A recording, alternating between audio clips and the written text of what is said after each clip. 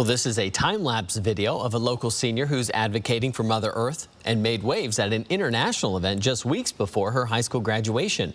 The International Science and Engineering Fair, referred to as ISEF, is known by many as the biggest science fair ever. Every year for the past 6 years, a Ferris High student has qualified to attend, but they had to win the regional fair first. They are the only school in Eastern Washington that has had students qualify each year, and this time they took it to a whole new level. New at 6 tonight, Emily Bloom explains. This year's representative for Ferris High School has made it further than any student in the past and is now gaining global recognition. I took debate all 4 years, and it just taught me to care and start to analytically process things and realize that if I'm not going to make a change, no one is. Inspired by a need and her sister, I started doing biomed pretty much because I wanted to be like my sister.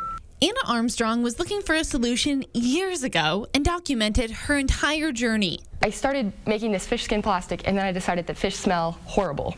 She called her first audible. And I started working with a plant starch plastic product that incorporated Aspergillus oryzae, which is a type of fungi, in order to increase its decomposition rate. She's always been an advocate for Mother Earth. It's mostly for a single-use plastic, which is responsible for 2/3 of plastics that get dumped into landfills and hence can't decompose. Any single-use plastic that you can think of, like a cup or a utensil, can be replicated with a biodegradable plastic that I've made and have the same dexterity, malleability, etc. of that plastic without being detrimental to the world.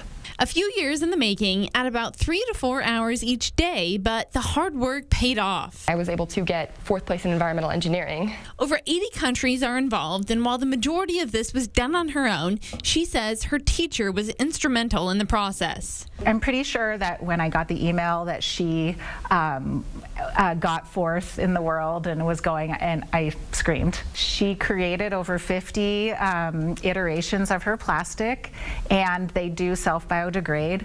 As for Anna and her biodegradable plastic, this is just the beginning. I have to get my undergraduate degree in environmental engineering, and I plan on moving up to a PhD in mycology. She's a scientist in training, heading to Western Washington University in the fall with an entrepreneurial mind. And work in order to make sure that that'll be prime marketability, because if it can't be marketable, it won't save anything. Anna has plans to do a lot more development before applying for a patent in the future. Reporting in Spokane, Emily Bloom, 4 News Now.